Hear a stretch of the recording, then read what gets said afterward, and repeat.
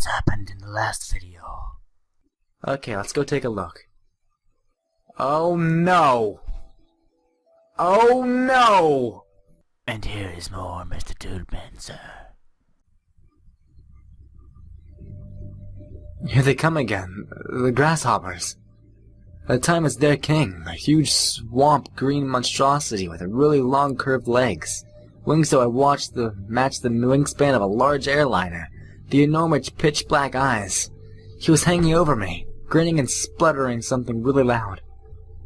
I still didn't understand anything of their language, but judging by the tone, it wasn't anything nice that you could hear in the morning news. I wanted to get away, but he clutched me tightly with his wretched claw. I could hear my bones cracking, feel my ribs breaking, piercing my internal organs with their sharp splinters.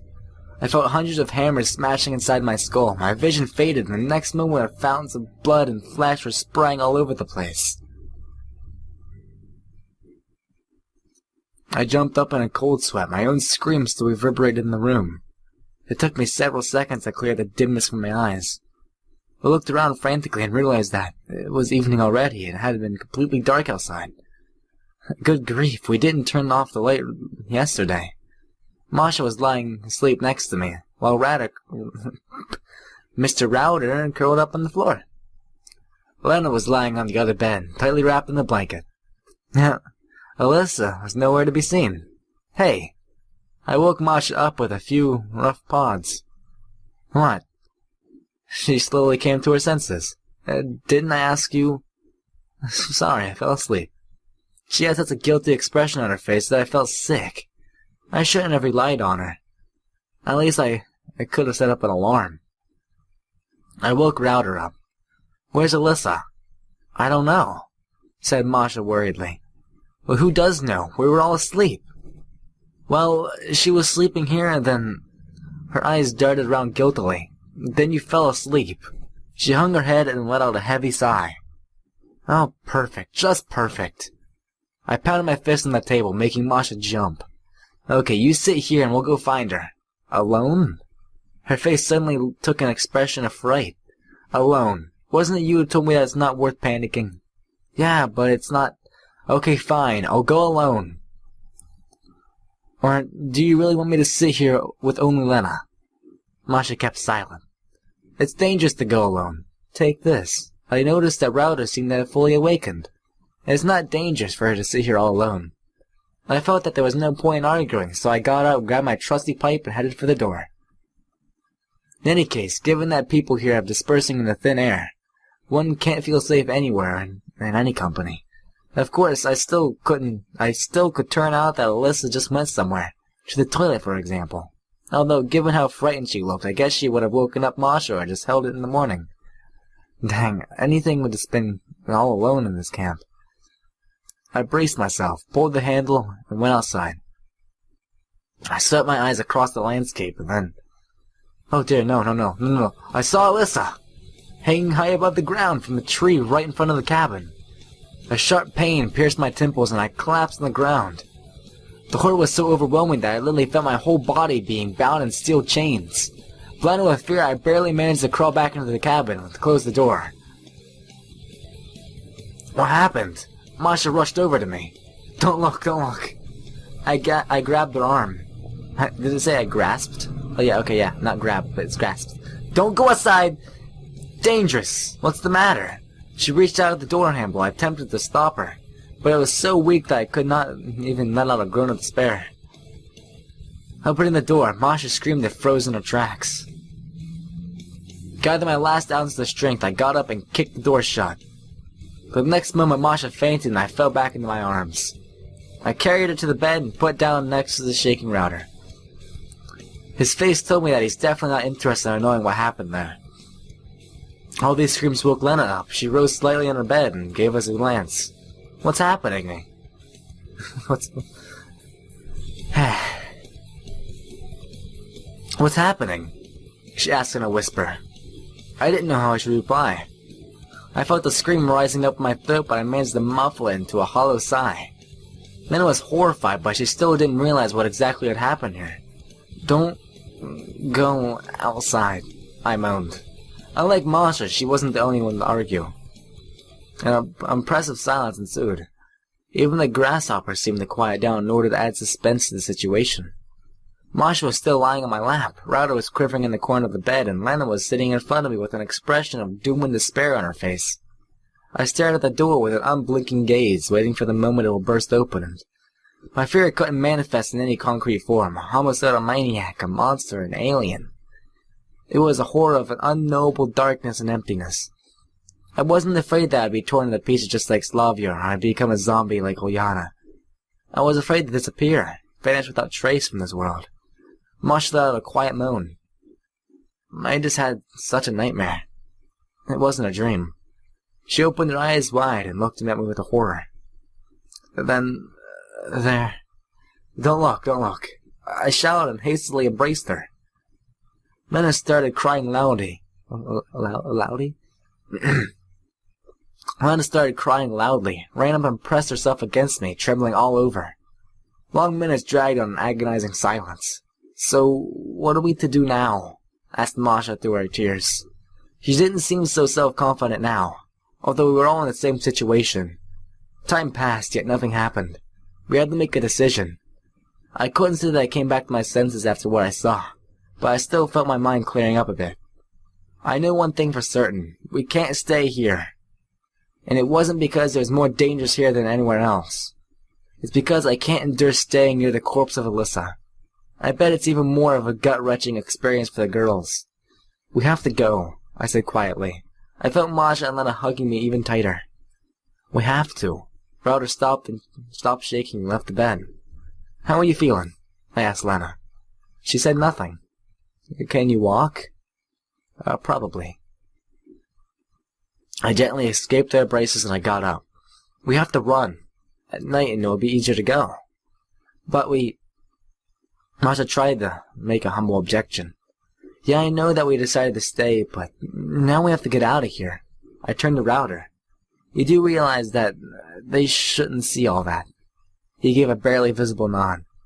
Although Router didn't know what happened to Alyssa, it was obvious that this vivid imagination had conjured up so many gruesome theories during this time that he was probably even more depressed than me. Okay, we're gonna hold hands and go. I'll go first and lead the way. Masha goes next, then Lena, then you. I looked at the girls. They were sitting with their heads hanging down, sobbing quietly. You ready? Nobody replied. This is obviously a useless question. One could never be ready for such a situation. I took Masha's hand, turned around and gave Lena and Router a serious look. Okay, now shut your eyes and don't even open them no matter what. You got that? Yeah. Lena nodded. I steeled myself, burst open the door and went out, holding Masha's hand. Watch for the steps. Oh no. We made our way outside. I darted a final glance at Alyssa. What I saw didn't send me spiraling to the ground. Although my heart was racing frantically, I was feeling sick and dizzy and my stomach turned. She was hanging around 5 meters above the ground. Several neckerchiefs tied together in a string were tightened around her throat. Bulging eyes, protruded tongue, putrefaction already worked on the body. It looked like she didn't die a couple hours ago, but at least a couple of days. An expression of agony, inhumane suffering was permanently frozen on her face. It was clear that she didn't have done such a thing to herself. My God, who came up with all this? Maybe we are in hell. I hastened my steps away with a diabolical scene, dragging the others along. I ordered them to open their eyes, only when they reached the square. She's still there? Asked Masha, not letting go of my hand. I just nodded. Who? Alyssa? Lena cried out a loud burst in tears. Masha embraced her and tried to comfort her. What happened to her? Muttered Router in a faltering tongue. I bet you don't want to know that. For a while I just stood there and looked at the moon. Lena was sobbing. Router was pacing in circles around us, and Masha sat down on the bench and buried her face in her hands. Okay, it's time, I said quietly, yet nobody moved. We can't stay here. I walked to Masha, leaning over, and took her hand. She raised her eyes filled with tears at me and nodded. We slowly proceeded to the bus stop. Night has fallen on the camp. Along the way, I noticed that grasshoppers were almost quiet. Keeping silent for some time, now they resumed their nasty song, but this time it was much quieter and, I might say, a little bit more respectful. The daytime progressive noise changed to a nocturnal for a violin or orchestra. Is there any chance they're consciousness of what's going on here? Of course, if we assume that there are grasshoppers in hell, too. They came to the bus stop and stopped hesitating. So, where are we going? Asked Masha, wiping her tears. Okay, we already tried going on the right, so let's go left. But there's no town there. Just a couple of days ago there was no camp on the right. Maybe we shouldn't, Lena sobbed quietly. We have no choice. I won't stay here any longer. We were just about to get moving when we heard noises approaching us from far away. I strained my eyes and caught a glimpse of someone, coming here from down the road. A bus! Exclaimed Rowder with a joy in his voice. Shut up, you fool. That's not a bus. People are approaching. I hissed at him. Lots of people, I said Masha, anxiously. It was utterly clear that we shouldn't stay here any longer. I turned around and saw someone approaching us down the road from another direction, too. The noise was getting louder. The chirping of grasshoppers, although not their usual one, a much louder, distorted version, as if it had been passed through a guitar amplifier. Run! I shouted, but no one moved. Oh, screw it. I grabbed Masha and Lena's hands and darted off to the camp. The girls were floundering in a stupor, so I ended up literally dragging them along. Having dashed to the square, I stopped to catch some breath, and only then did I realize that Rowder had been left behind. We have to go back for him. Masha screamed and shifted towards the bus stop. Are you nuts? I pulled her hand and forced her to stop. You want us all to meet the same fate? Lena was trembling so wildly that I felt my right hand shaking as it held hers. Keep running. Where to? I don't know. Into the woods. Return to Olga Dmitrievna's cabin without an option. My self-preservation instinct also suggested that we should stay in an open area as well. We dashed towards the woods. I held the girls' hands tightly. They ran without difficulty, especially Lena, who was swaying and weaving. She fell a few times, but I quickly picked her up, spurring her on without shouts, and dragged her on. Passing through the trees was the hardest part. Though the moon was shining up in the sky in the dark, I was constantly running into snags, branches falling in the pits. Nettles were slashing my legs and leaves were hitting me in the face, leaving painful scratches. My heart was pounding heavily. Every breath I took whistled painfully in my lungs. The blood was pounding so heavily in my head that it seemed like my skull was ready to burst from pressure in any moment. Man, that was hard to say. My heart was pounding heavily. Every breath I took whistled painfully in my lungs. The blood was pounding so heavily in my head that it seemed like my skull was ready to burst from pressure at any moment. I stopped feeling my body. My legs carried me forward by themselves. At least we ran into the clearing and stopped. Exhausted, the girls fell to the ground and sat on a fallen tree. Who were they? People or demons or something else? And where was the chirping sound from, of course. And where was that chirping sound coming from? I couldn't make it out in the twilight, but that was probably for the best. After I slightly recovered my senses, I walked up to the girls. Lena was lying dead on the white ground. Seemed like she completely lost it. Masha was sitting, hugging her knees and rocking from side to side. You've got to do something, I said as I near her. It's too late, we're gonna die, she whispered in a hollow voice. We're still alive, that means we still hope. No, there's nothing now, it's all over. I put my arms around her and held her tight. No, it's not. I sat staring into the darkness of the forest. The grasshoppers could barely be heard now. It's not from Masha's laboring breathing, but I think I was dead. Forgive me, she whispered quietly. For what? For everything. For me being like that. For whatever we failed to achieve. It's not the right time for that now, I said tenderly. We don't have much time left, so I'd say it's the right time. She looked at me and faintly smiled. Forgive me. If only I had been so selfish in the first place. I looked into her eyes, her bottomless, sorrowful eyes, and I felt a hot tear crossing my cheek. No, it's me who should be sorry. I was totally ignorant of what I was going to say in such a situation. I did so much wrong to her, caused her so much pain, and now, at the last moment, I can't think of anything other than an empty, "I'm sorry." I was overwhelmed with anger at my helplessness, at being unable to protect the only person I held dear. You know, I always loved you. I know, she said quietly. Masha smiled again, although her face was trembling with tears and running down her cheeks. And I still love you. I know. I couldn't stand it. I longed to turn away, to close my eyes. But I can't afford weakness at this last minute. I leaned down and kissed her hard. Time stood still for us. This cursed pioneer camp, the dark night, all those hellspawn, the bloody grasshoppers just ceased to exist. The whole universe ceased to exist. Just the two of us were left. Just when I was almost willing to believe that it was all just a bad dream, the woods came alive with rustling. The foliage far away quivered as a swarm of vague silhouettes emerged from the darkness. I still couldn't make them out, but I was certain that they were some same creatures that we had seen at the bus stop. My whole body was stricken with dismay. I was afraid to breathe. So, this is how it ends, said Masha quietly and held me tighter. Now, this is not the end. Suddenly I've realized that I will fight for her to the last drop of my blood. As long as there's the slightest chance of survival. I jumped up, tugged her off the ground, and rushed over to Lena. She was lying, deathly pale. Pear? Of course, she looks like a pear now. She was lying, deathly pale, with her eyes open, and she didn't seem to understand what was happening at all. I started shaking her by the shoulders. Get up! There was no reaction. I gave her a few slaps and she fell out of a dull moan. Get up now! As I roused Lena, she stared at me with a spaced-out look.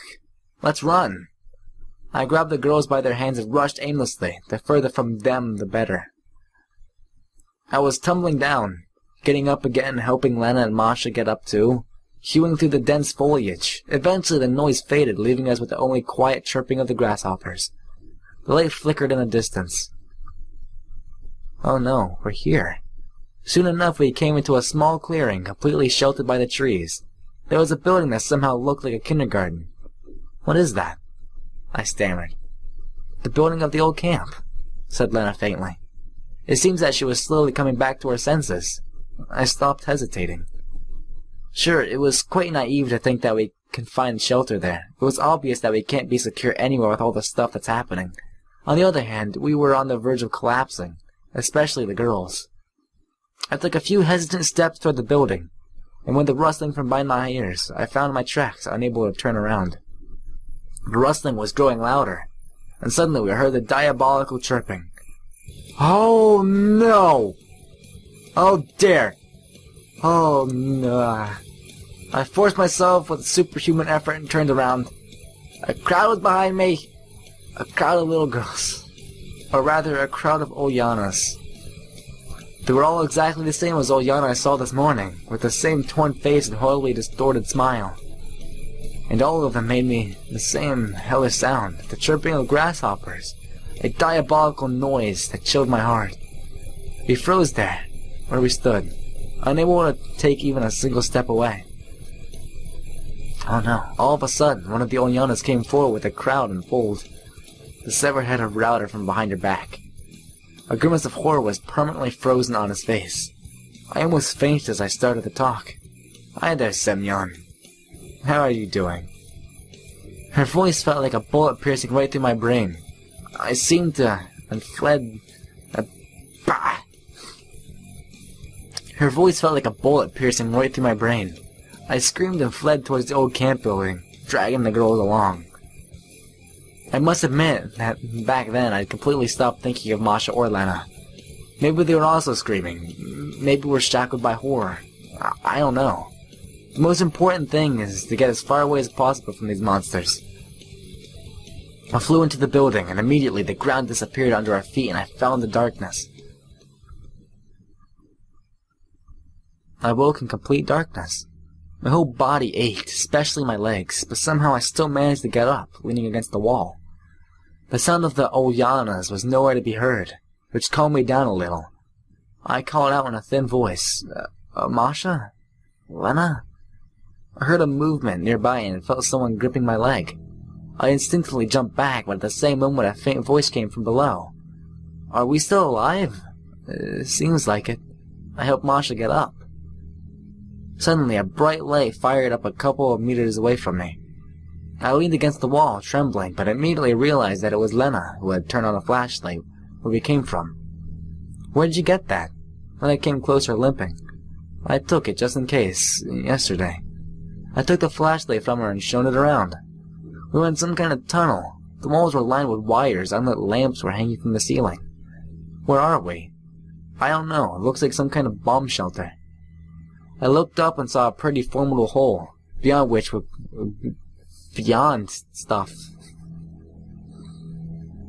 I looked up and saw a pretty formidable hole, beyond which one could barely make out the hallway of an old camp building.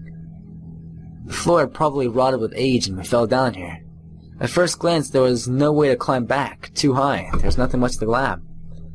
So, what is there? Go further? I asked, not really expecting an answer. I don't know, but we'll have to check. I shined the flashlight ahead of us and we took a few uncertain steps. My whole body was covered in bruises and scratches, but I could still walk. Ouch! Then it cried out behind me. What is it? I think I sprained my ankle. I honestly was expecting the next line to be something cliched like, leave me behind, I'll be the only a burden. But of course she can never say that. Okay. Lean on me when you need someone strong. I went over to Lena and offered her my shoulder for her. A little bit of comic relief with the good old Lean on Me song. Soon enough, the stone walls gave way to wooden ones, and we ended up in some sort of mine. Let's have a break, Masha begged. Carefully lowered Lena onto the ground and sat down nearby. Well, at least those monsters are nowhere to be seen. But for how long? I sighed heavily and closed my eyes. What do you think is going on here? Masha's voice was trembling, but she still sounded more or less confident. Looks like she's so exhausted and devastated there's no strength left for fear. I don't know, and honestly, I don't want to know. But we're gonna get out? Definitely. I couldn't see her face, but I was sure that she was smiling. Suddenly, the flashlight blinked and went out. I hit with my palm several times. The mine's walls lit up with a dim light once again, and I immediately realized that something was wrong. Lena was nowhere to be found. Lena's disappeared, I whispered. What? Masha grabbed me by the sleeve and stared at the spot where Lena had been sitting a moment ago. How? But how? He started to cry quietly. We will die. We will definitely die. I almost very much wanted to burst into tears. Darkness surrounded us all around, closing in. The flashlight was gradually dying, and with it, our chances of survival. Get up. Time to go. The battery will die soon. A couple of minutes later, we came to a fork. What in the hell? Is this some kind of labyrinth too? I hissed under my breath. Let's go back, maybe. No way. Masha pressed against me even harder. Where to, then? I don't know. But we had to choose anyway, and I decided to go right. Soon we came to another fork. Where to now? Let's stick to the direction we chose before. We had been wandering for too long. We had neither strength nor... We had been wandering for too long. We had neither strength nor will to move on. I was so terribly thirsty that I was ready to lick the moisture from off the walls. Let's sit. Just a little. A bit. We can't. We must keep going. Just a minute. Masha begged in anguish. Fine. She lowered her head onto my shoulder. The flashlight was blinking more and more often, so I decided to turn it off for now, to save the battery. This is it.